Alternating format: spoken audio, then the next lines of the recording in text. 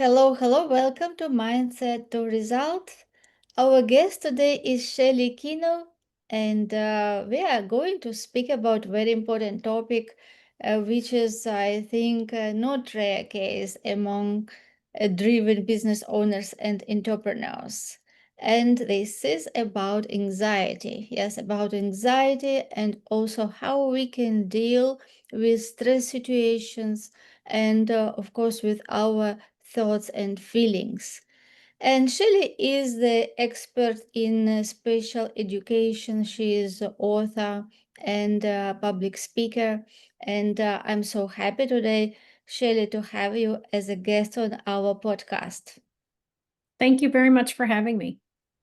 You're most welcome. Tell us a little bit about yourself, because I read about you that you choose to be expert in this field, not for without reason. Yes, there was a reason, and of course, in many often we choose to do something when we also had challenges in our life. Yes, and we overcame them, and then we feel that there are so many people who are in similar situations, and we want to help them, and this is what we choose to do.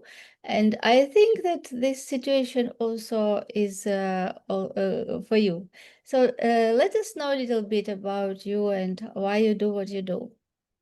Yeah, absolutely. And you're absolutely correct. I found myself as a child having anxiety, but it wasn't called anxiety. In fact, nobody knew what to call it. I would not want to go to school. I would develop stomach problems. I wasn't consciously making myself sick. I would just have just horrible stomach pains and just feel yucky, like if I was going to throw up. My body felt jittery. And my parents took me to countless doctor appointments when I was a youth. And it always came back pretty much the same that, oh, it's just all in her head. She just doesn't want to go to school. She just doesn't want to be separated from her mom. And little did they realize they were correct. It was in my head, but it wasn't that I was making it up. It was that my body was chemically wired differently, and how I perceived things, how I reacted to things was different than many people my age. So, fast forward to adult life, and here I am helping students in the world of education. And oftentimes, what goes along with eligibility for special education here in the United States, and I think around the world, Mhm. is fear and anxiety. And so being able to recognize in students what I went through and being able to help the adults that are around them understand what the student is going through, that the student isn't making it up. But not just students, as you mentioned, adults deal with anxiety. It isn't something that has ever completely gone away from me. I will still occasionally get worked up, get short of breath, have the heart palpitations, get the sweaty hands, get the stomach feeling. But now I know what that is. And I know, and I've learned strategies to help me deal with that so it doesn't debilitate me like it used to when I was a child. Yes, I think when you are speaking, many people can recognize one or few symptoms which you just mentioned. And yes, it is good to know that this is in like symptoms, yes, of anxiety. And it is not something that the child or adult just creates in order to avoid, yes, a situation. But this is mostly subconsciously. Yeah, so what can trigger, like, because it is subconsciously, what can trigger these situations? Is it a child experience or something negative moments in the past or present situations, then children are not happy in school or adults not happy, or maybe they have fears about the future? The fears about the future, I think, is the biggest one for me. I don't want to say that that is for everyone who has anxiety, although in my experience, talking with people who have dealt with anxiety as well, that's what it boils down to. Anxiety for me has tended to be future focused, meaning something will happen and my brain jumps to the absolute worst case scenario. And it's a future focus. And then I get stuck in, oh my gosh, this is going to cause, like if I get a pain in my chest, and some people do this anyway, but I would take this to the extreme, like, oh, I've got a pain in my chest, I'm going to have a heart attack, or I'm having a heart attack. And then what's going to happen if I have a heart attack? Am I going to die?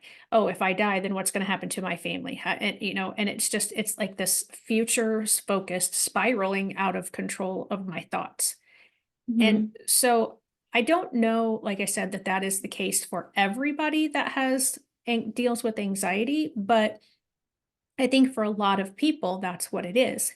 And as far as having one trigger, I don't know if there is just one thing. I will share that when I finally found a diagnosis and had it called anxiety, I started going to therapy. And the therapy was helping, but I was still having panic attacks. I found myself when I would be nursing my newborn in the middle of the night, where I feel like there must not be a more peaceful setting or environment. It's just her and I. It's, I'm in the rocking chair, the room is dark, it's quiet in the house. I would start to have a panic attack. And I finally talked to my counselor about it. And that's when I started to realize about that future focus of my anxiety, because I was thinking, oh my gosh, I'm responsible for raising her. I'm going to be responsible for every one of her needs. What if I don't do this? What if I don't do that? What if this happens? What if that happens? And it wasn't, I mean, there wasn't a thought specifically that started that.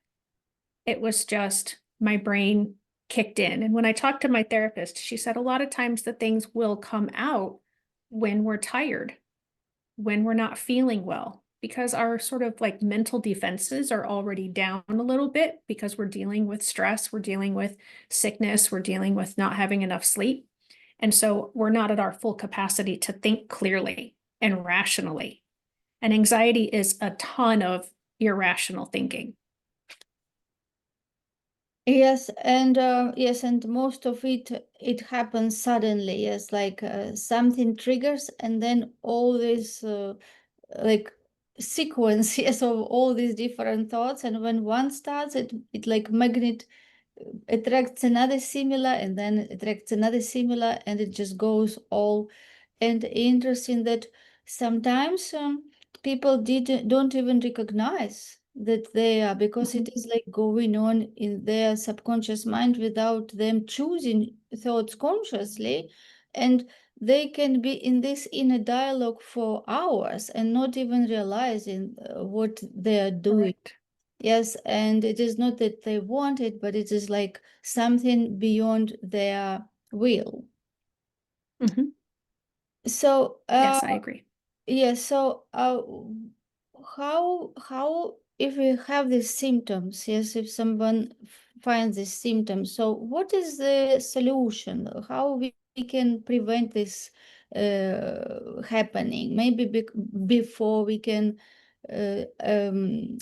feel some change in energy or something, we can pick it up before it starts. Yes, because it is always easier to prevent it than being already in this process and take you out of it.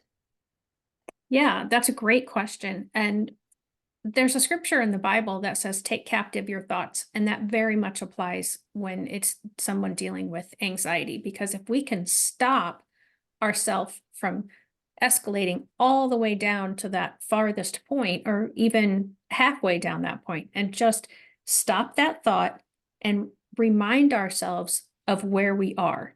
And one of the ways that I learned, and I have now developed like little postcards that I keep around my house, and I've given them out to people. I say they're postcards, they're postcard size. It's the 5 sort of steps, the 5 senses. So if you are starting to sort of escalate in that anxiety area, pick any color and then find 5 of that color around your room. Then pick a sound and listen for 4 different sounds. And then pick a texture and touch 3 different textures. And then smell 2 different things. And then the last step is to take 1 deep breath.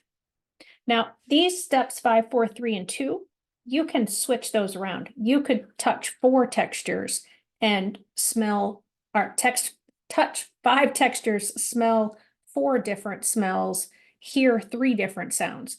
But it always comes back to that taking that 1 deep, slow breath in, holding it for a couple of seconds, and then letting it out. And what that does is it brings you back to the present, and it brings you back to, okay, I'm safe. I'm here. Nothing is happening. I'm okay. I just need to focus on being present right here and right now. So for me, those have been, the key strategies that have worked for me. And also for me, another thing as far as my anxiety was I used to feel responsible for everybody's feelings. If I had any interaction with them whatsoever, if they had a negative feeling, I felt that that was my responsibility and that I somehow needed to do something different. In my studies to become a special education teacher and in my time as a special educator, I have learned that behaviors are communication. So if someone is upset by what I say, they might be dealing with something that I am not aware of that is causing them to have the reaction that they have. If I am getting upset, I'm probably dealing with something, whether I've recognized it or not. Again, I could be tired, I could be hungry, maybe I'm sick, maybe, if I'm in a work situation, maybe something happened before I got to work and I'm still processing that in my body and in my mind and it's coming out in unfortunate words. Um, while I'm not responsible for how somebody reacts to what I say or what I do, it doesn't mean I don't have empathy. And it doesn't mean, I definitely don't want to hurt people or, make their lives bad. And so I do want to recognize if there's a continual pattern that I'm exhibiting with a particular person, how can I change myself to be a better communicator or a better coworker? But at the same time, not accepting if somebody is upset by what I've said. And I realized in the last year that offense is an action. We say that someone has been offended. That's an action. We say that people take offense. That's an action. They are choosing, whether consciously or subconsciously, to accept what you have said or done as an offense to them personally. And so if we can choose to take it, we can also choose not to take it and be offended. And learning to do that is a definite process. You can't just, or at least it didn't happen that way for me. You can't just automatically say, oh, I'm not going to be offended by that. It's a process you have to learn. It's a process you have to practice. And again, it's that understanding for me, understanding that behaviors are communication, whatever someone else is saying or doing to me, they're going through something and not taking it personally. Even if the person is yelling at me and telling me I'm an awful person, I'm not taking that personally. I've been able to teach myself that's them. I need to feel bad for them actually, because they're going through something pretty hard that they're treating me the way that they're treating me. Yes, yes, it is so important. Yes, so important what you said, that the first that our conscious mind has ability to accept or reject.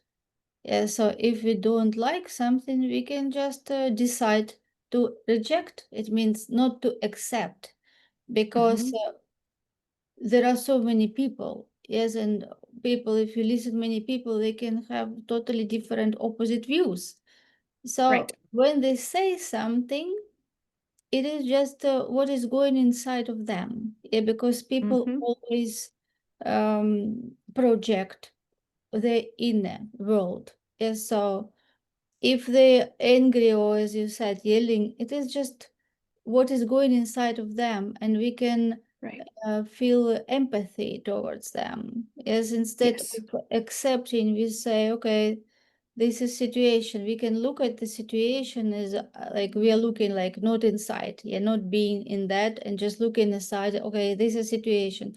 This is person behavior. So behaves like not adequate. Yes, like let's say. So and we can be yeah, feel empathy, yeah, empathy, because as you said, something is going on. Maybe this person needs help, and it is he who has problems. Yes, like he Right. who needs help. Yes, and if you have this attitude, we will not like take it all inside. Yes, and of course we will not Yes. react like many people. If somebody yelling, they also start yelling toward back, right? So and of course Right. this will not get anywhere better. Yes, so this is very good to observe situation, accept the situation as it is, feel empathy to that person, and just respond like how you can respond with love and empathy, and this is how the conflict will be cooled down. Yes, Mhm. and yes, so this is a yeah, this is very important. Yes, to feel empathy towards ourselves and also towards other people, and understand that everyone behavior is just projection what is going inside, and to Right. protect our energy we can choose, we can choose surrounding, like who we communicate, who we let in to our energy, to our life, so we can be more protective for our energy. Yes. Absolutely. I agree with that. And it's very easy once you get into the habit of it. I'm not perfect at it still. I People have often said things to me and then they apologized. Oh, I didn't mean to offend. I hope I didn't offend. And I tell them I'm one of the most difficult people to offend because of what I know, what I've learned, what I practice. But I can still sometimes accept the offense and then, in the immediate situation. And then I'll remind myself, no, they're whatever, that's on them, whatever they're going through. And we don't always know, and many times we'll never know what that other person is dealing with.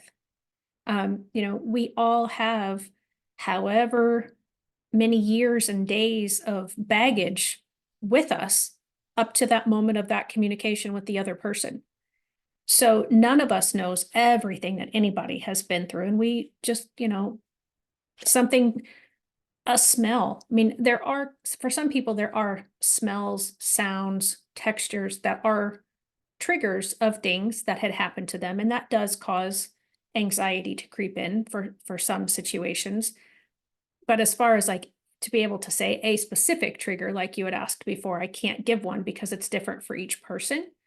But we just don't know. A memory could have popped up in somebody's head that they had forgotten about or thought they had dealt with or healed from. And then it pops into their life and they're starting to, build that anxiety in again and have that panic attack. And what if I go back to that situation? And then, what's my future going to look like? And they start to, again, it's that future. What if, I mean, they think they're going back, but they're thinking forward. Like, what if I fall and I find myself in that trap again of thinking that way or interacting that way or whatever it is. And so just trying to always be very cognizant of what you're thinking.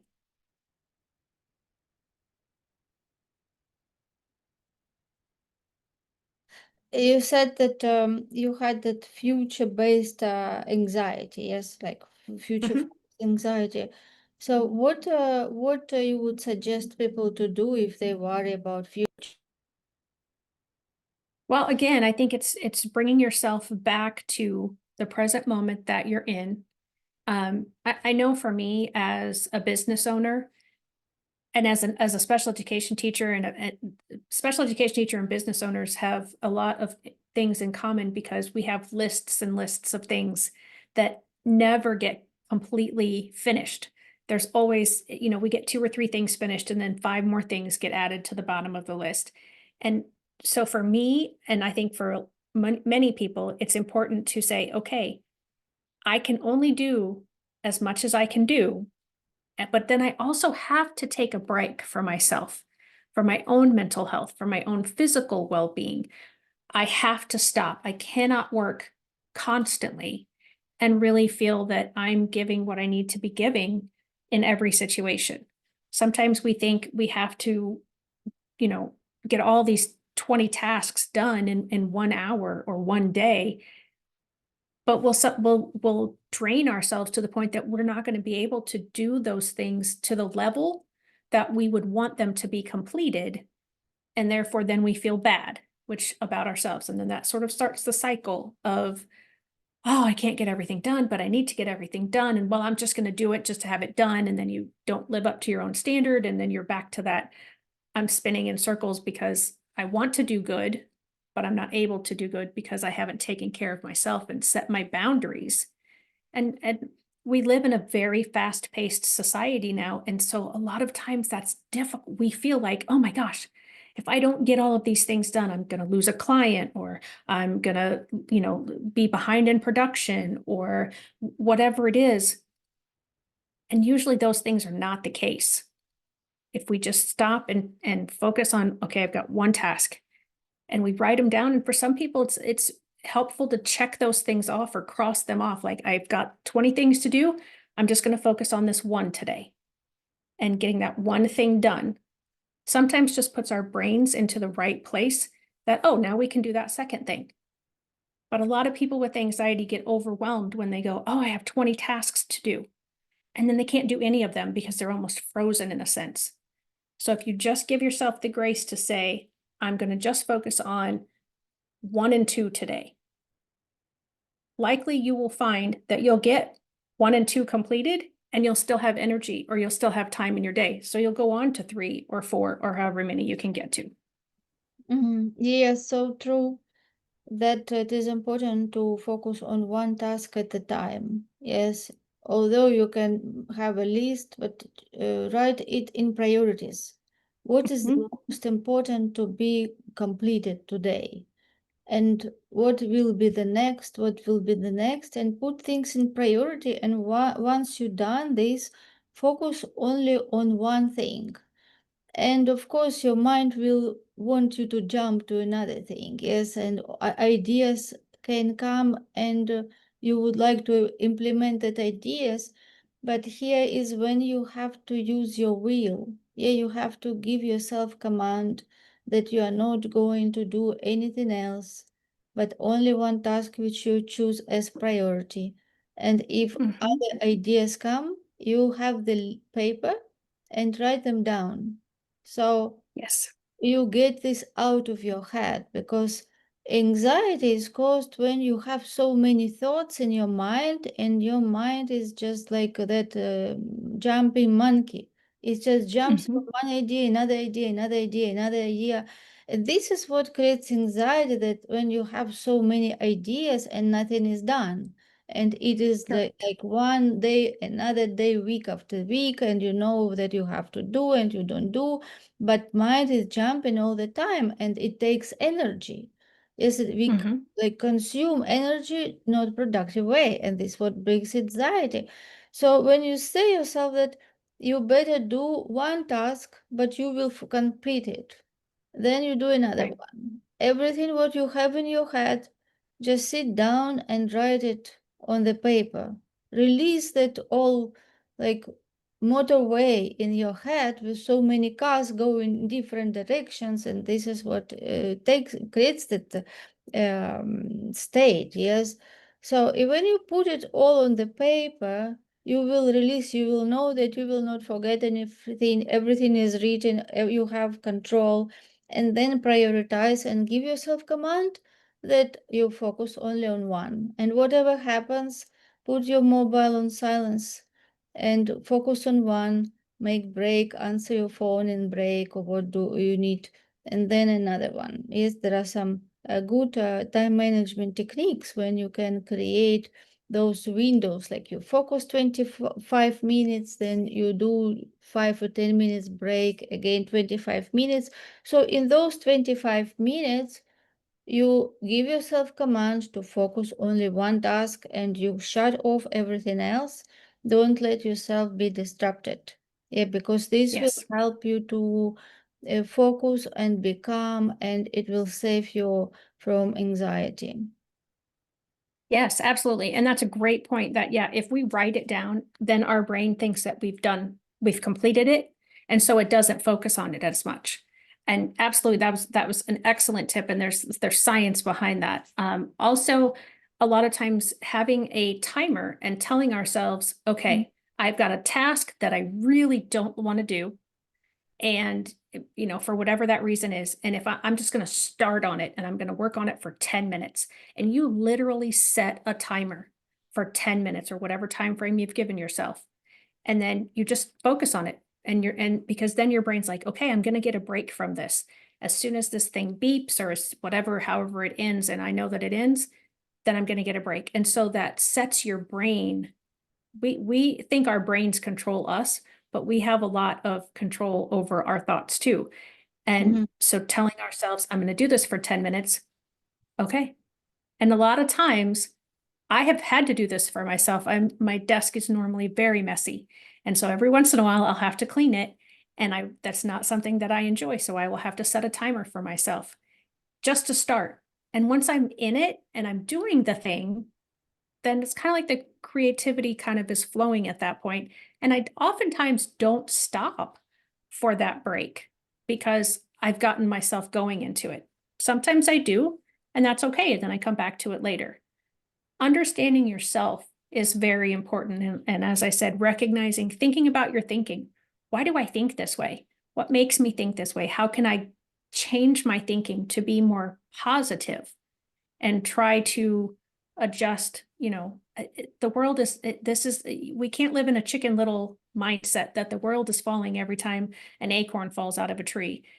That's not really what's happening. It's just an acorn because of gravity that fell out of a tree. And Mhm. so just being very factual again, because as I said in the beginning, anxiety is a lot of irrational thinking. So reminding ourselves of the real facts of what is happening right in that moment will also help reduce anxiety. Yes, yes, very, very important. When we understand that we can control our mind, that we are not the brain. The brain is just a switching station, which receiving and sending signals. But our mind is more powerful, and we have high mental faculties, and one of them is will. And we can practice and we can develop will. And will is ability to focus on one thing to the exclusion to everything else.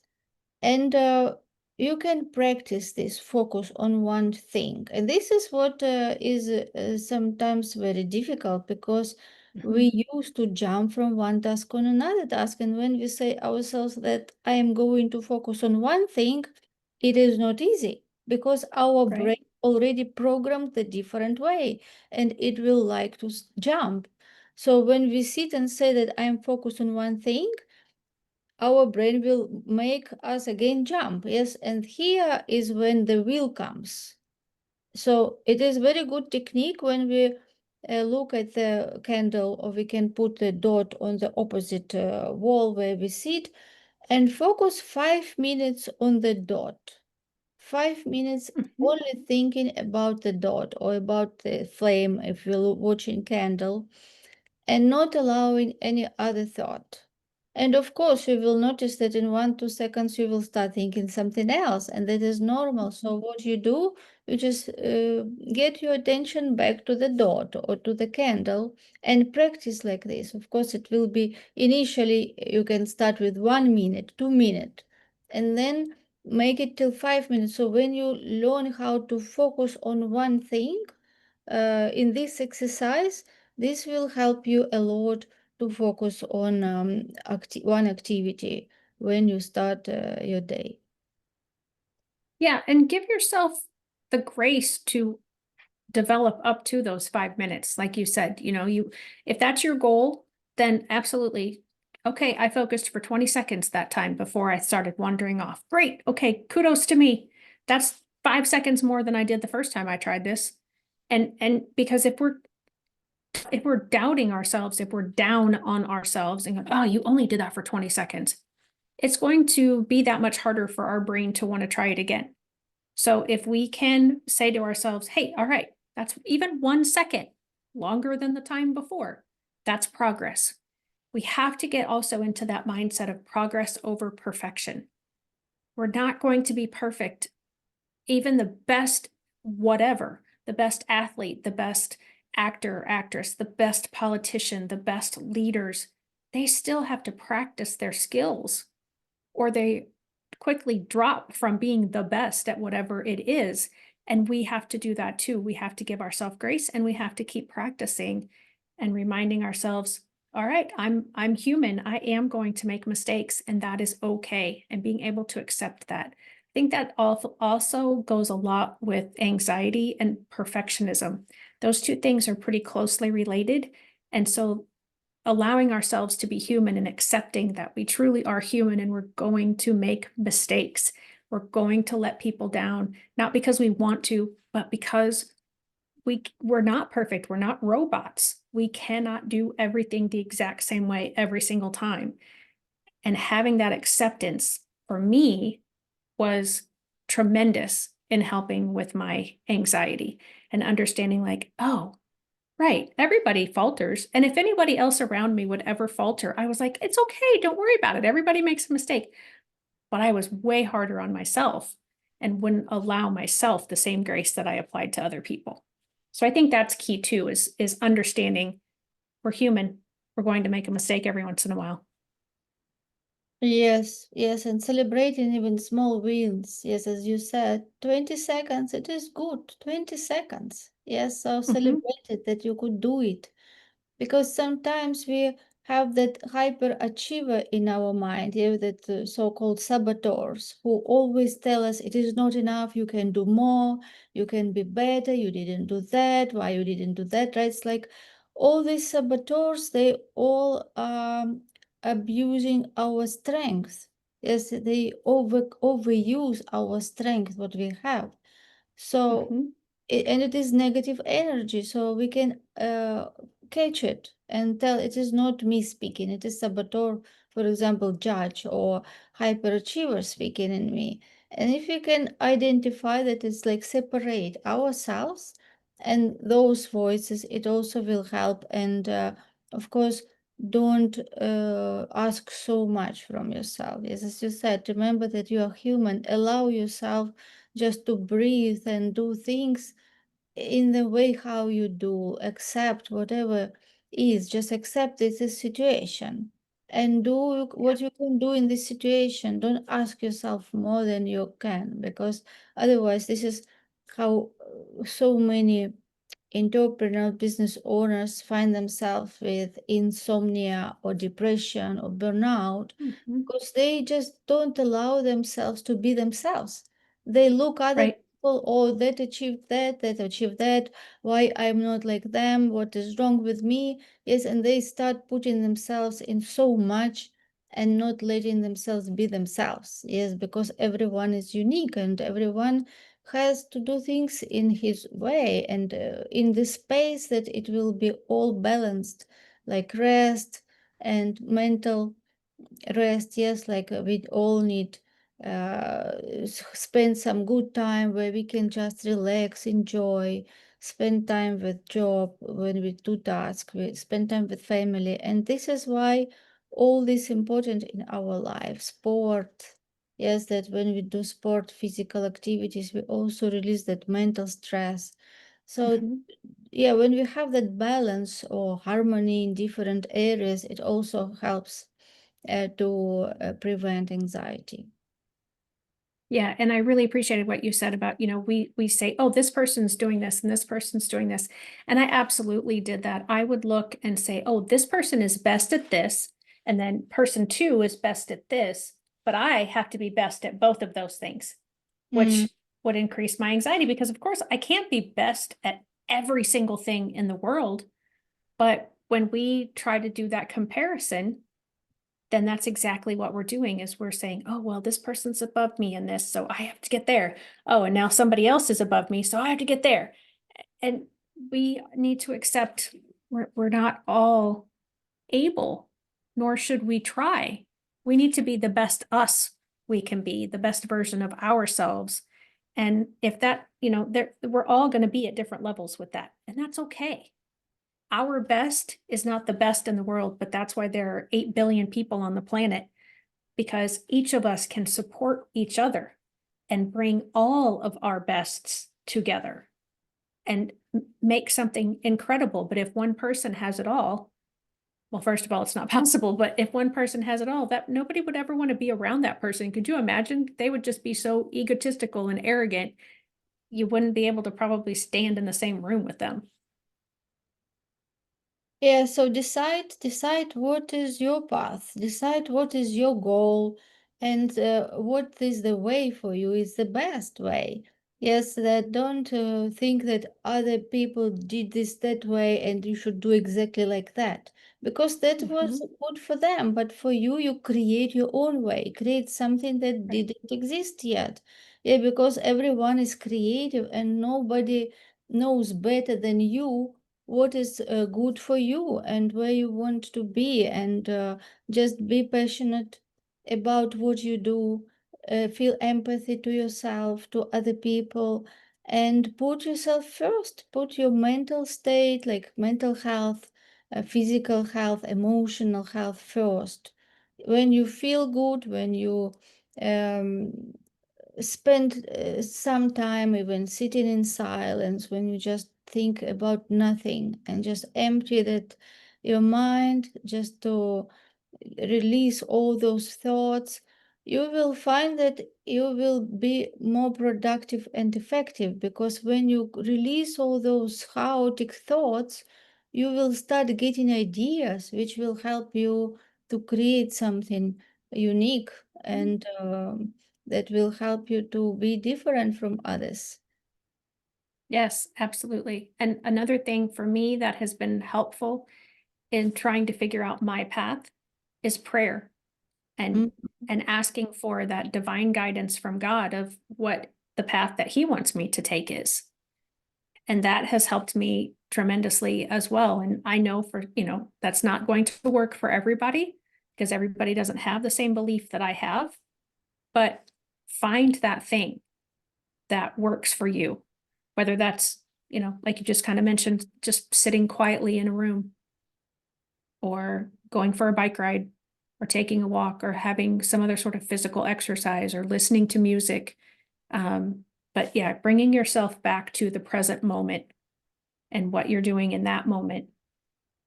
And then kind of, trying not to be that perfection of every possible thing that there is in the world and accepting who we are and accepting others for who they are. Yes, yes, yeah, that's so important. Yeah, everything what we discussed, it is really very important. And another thing which came to my mind is that it is also helps to journaling. Yes, when we journal and we Mhm. put our thoughts to the paper to journal, and this also will, we take everything on the paper, so it is not in our thoughts anymore. It's Right. journaling and just like writing, sitting like 10 minutes, 15 minutes, and what is just going in the mind, the thoughts come, you just write them all, write them down, so it will help you to get the in order, because sometimes Mhm. people who have anxiety, they sometimes have thoughts that it is difficult for them to just like so many different thoughts together, and it is Right. difficult for them to get them in the order, like what have I to do first, I have to do that and that, but what is the first, and for them it is difficult. So when you write everything, just write, when you write you will start getting everything more clear. It is very good habit to journal and also be grateful. Yeah, just take breath, take those moments, just be in grateful state. Think what you have done already. Yes, appreciate yourself, acknowledge yourself for what you already achieved, what you already have done. And being that grateful state, this is also important because you cannot be grateful and anxious the same time, or grateful and scared, or grateful Mhm. and angry. Yes, it is again Right. what you choose. When you consciously choose to be grateful, it itself it will help you to move to that positive sage state instead of being in negative energy. Yeah, 100%. That has definitely also helped me over the years, is to just realize how blessed I am. Even even when I'm in pain, just that I can feel that pain. Unfortunately, there are people who can't feel that pain, because their body doesn't send them the signals that they have a pain somewhere. Um, Being hungry means that at some point I did have food. So, being thankful that there was a time when I had food, and there'll be a time when I'll have food again. So even in those, or if we're talking business, overcoming problems, going through problems, learning problem solving skills. What do you learn from every situation that you go through? That will then help that anxiety not come back in the future, because you've taught yourself, okay, I came through that. It was a risk. I took that risk. It was successful or unsuccessful. If it was unsuccessful, what can I learn from it so that I can apply that the next time and be successful? Or, I mean, I think they say that Thomas Edison tried over 500 or 1,000 different things before he found the thing that was the filament that helped keep the light bulb on. He never looked at those as failures. He just said, well, that just doesn't work, so I'm going to try something else. So Yes. being okay, Mhm. not being successful every time. Yeah, 10,000 attempts he did till he found what really worked, and he just found what didn't work before. So it is important not to stop and continue, because if you don't quit, you will not fail. Yes, till you if you continue doing what you're doing, you will win. Yeah, just continue doing that in your own space. Be grateful. Yes, love yourself. Put yourself first, and don't think if don't make any decisions in a hurry or under stress. That Mhm. somebody tells you, oh, you have to decide, or this opportunity will go. You never decide in stress. You just let it go. Everything comes on its time, and when you make decision, you should feel that this is the right time and right place when you make decision, and never make decision from fear or doubt or stress, because these decisions Yes. will never bring good results. You always have to make decisions in positive, when you feel positive, not when you're under pressure. If you're under pressure, just pause and tell yourself that I want to pause and contemplate about this and think, feel what intuition says you, not just what your head say you logically, but what really your heart, your intuition say you, because it is always right. So never hurry up, never do something with rush. Just take pause and contemplate, and then make decision when you feel better. Yeah. And I think for people in general, um, you know, and I was in the UK for a while, and they did it there too, as we do here in the United States. When you are at a retail place and you're up at the cash register, and there's all these little things, and those are called impulse buys. And you have to be in control of those impulses. And it's not just at this cash register, there's, a whole thing called fear of missing out, or FOMO, that a lot of people deal Mhm. with. And we have to capture that problem too of, oh, if I don't buy this thing right now, or if I don't purchase this software system, or if I don't implement this new marketing tool, I'm going to be behind everybody else.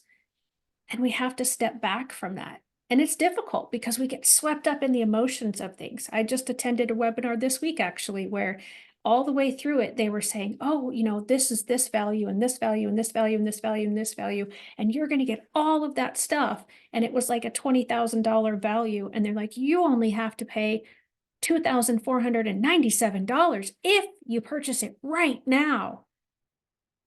I had to step away. And I kind of felt myself getting swept up into it, but I thought, nope, because I don't have that amount of money right now. And as much as this might seem like a good program for me, it's not a good investment for me right now. But I had to catch myself because I got into that marketing strategy, which is what it is exactly, and tried to say, okay, I can wait. Maybe I don't get this one this cheaply, but the way that our world works, there's going to be another one. It might not be this year, maybe it'll be next year, but there'll be another system similar to this one and maybe even improved because this is the first one in the way of this particular kind of system. So being able to, okay, I need things in my business to go a certain way in order to continue to progress, but I don't need to buy every single new shiny thing that gets my attention. Because that'll cause you anxiety if you spend money that you don't have and you don't get a return on that investment. Because then you'll be thinking, well, what do I have to do now? How am I going to keep my business afloat? Why did I make those decisions? And start to get down on yourself. So being able to control those impulse buys. Yes, yes, yes, so true. There are a lot of different strategies, marketing strategies now, and people just want to make sure that, like, make you think that it is a so important thing, but you can look at things which you already have and what you already know, because if you implement what you already know, you would be already so far from where you are now. So it is not always about something that we don't have.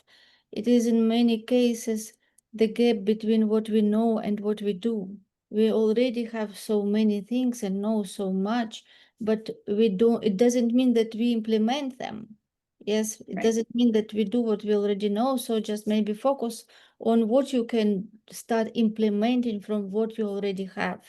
Yes, and get results from this, because I know people who just go in one program after another program, and they never even finish what they have. But they have that paradigm, that program, that they need something else. Yes, and that is Right. autopilot. They just makes them just to buy stuff and never just even open it or never continue what they start. And this is just like a loop, like automatic, like behavioral pattern. So you also Mhm. can look at yourself and see, like, what patterns I have, what behavior is repeating or on autopilot, and maybe this also you can see, like, if it is good for you or not. So maybe look at your habits, what you do regularly, and what habits are really results producing what you want to achieve, and what habits are not there. So you can start working on implementing those habits, cultivating those habits which really bring you to results you want. Yes, yes. And one maybe final thing to talk about is the news cycles and the social media cycles and the fact that we have instantaneous access to everything now, I think is overwhelming. We actually process 74 gigabytes of information every day, which 500 years ago, that's as much as a person with the highest intellect would have processed in an entire year. But we do that every single day, and everybody around us is processing that much information. And I believe that that's overwhelming our systems. And we just think, oh, oh, the stock market crashed, or oh, there's a war here, or oh, and we just get all worked up because it's right then and there in that second, and then that's all we focus on, because everywhere we turn on the television, or every paper that we pick up, or everything that we listen to, as we stream our music or listen to radio stations, or however, is all about that thing on that day. And then the next thing it's the next day it's a different worry. And we're just constantly bombarding ourselves with a lot of negative stuff. And we have to figure out and weed out where the good things are amongst all of that negative stuff. The stock market is going to fluctuate every single day. That's just how it works. If you have stocks, if you have a retirement plan, if you have, something, an investment system for your business, you can't look at it every minute of every day. It will drive you crazy. You have to step back and just go, okay, I'm in this for the long haul. Making, as you mentioned, any decision just like that. Oh, this business is not working. I'm just gonna leave it. Well, as you said, is there something that I already know that I could do different, that I could implement differently? And again, just focus right in that second, bring yourself to that present moment and go, okay, take stock in the situation, take a second, take a breath. And that can be literally as well as figuratively. And set those priorities and find out, okay, reach out to people. Hey, I'm in this situation. Maybe you've been in that situation. What did you do?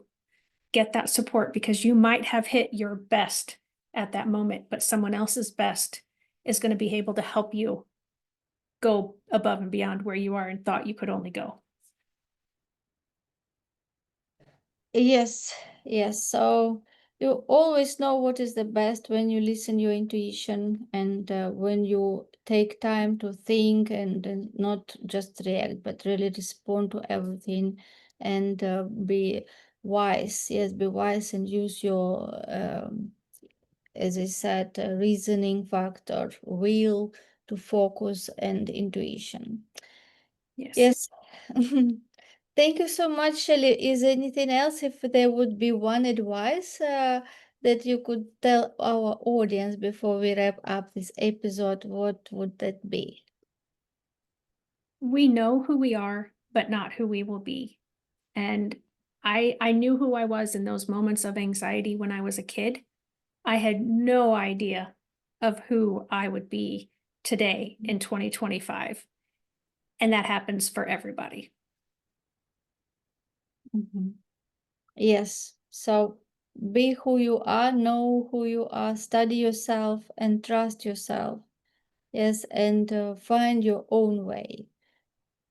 Yeah, find your own way and know what you really want in life, why, and go for it with that pace that will, when you will feel good. Yes, when you feel happy, joyful, and in your own speed and pace.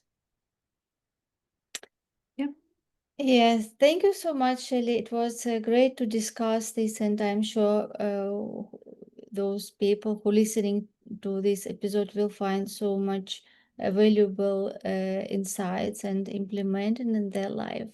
And so, thank you so much for being amazing guest today in our podcast. Thank you for having me. It was a great conversation.